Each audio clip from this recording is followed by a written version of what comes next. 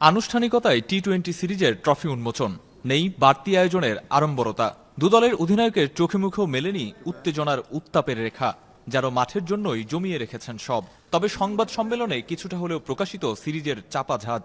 পাক অধিনায়কের কথায় জয়ের ধারা অব্যাহত রাখার দৃঢ়তা আর লিটন দাসের কণ্ঠে হারের বৃত্ত ভাঙার প্রত্যয়। We know what the challenges are going to be thrown to us, and we are up to that, and we are very excited here and come here to play. সব কিছু তৈরি হয় হিস্ট্রি হওয়ার জন্য, বাট রেকর্ড কিন্তু ব্রেকও হয়।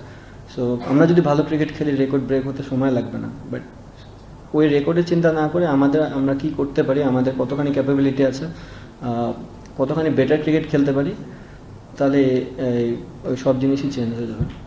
পাকিস্তানের বিপক্ষে মাঠে নামার আগে শ্রীলঙ্কাকে তাদের মাটিতেই প্রথমবার সিরিজ হারানোর তরতাজা স্মৃতিসঙ্গী বাংলাদেশের। অবশ্য সেই সাফল্যে গা ভাসাতে চান না captain Liton. Different condition, different team, different ball and bat game. So আমার কাছে মনে হয় যে পার্টিকুলারলি আপনার ওই দিনে আবার ওইভাবেই গুড ক্রিকেট খেলতে হবে।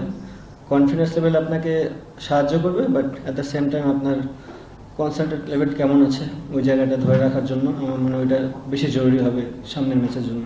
ঘরের মাঠ হলেও মিরপুরের উইকেট বরাবরই রহস্যময়। চেনা মাঠ হলেও মিরপুরের উইকেট প্রায়শই হয়ে ওঠে অচেনা। উইকেট নিয়ে উদ্বেগটা তাই থাকছেই।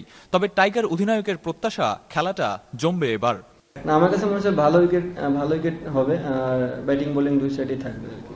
2016 সালে মিরপুরেই ক্রিকেটের সংক্ষিপ্ত ফরম্যাটে পাকিস্তানকে সর্বশেষ হারিয়েছিল বাংলাদেশ। 9 বছর আগে মাশরাফির অধিনায়কত্বে সেই সাফল্যের পর মিরপুরে আরও একাধিকবার পাকিস্তানের বিপক্ষে ম্যাচ খেলেছে বাংলাদেশ।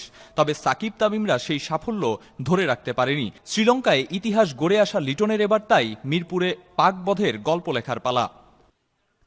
আরিফুল ইসলাম সাহাব, এখন, ঢাকা।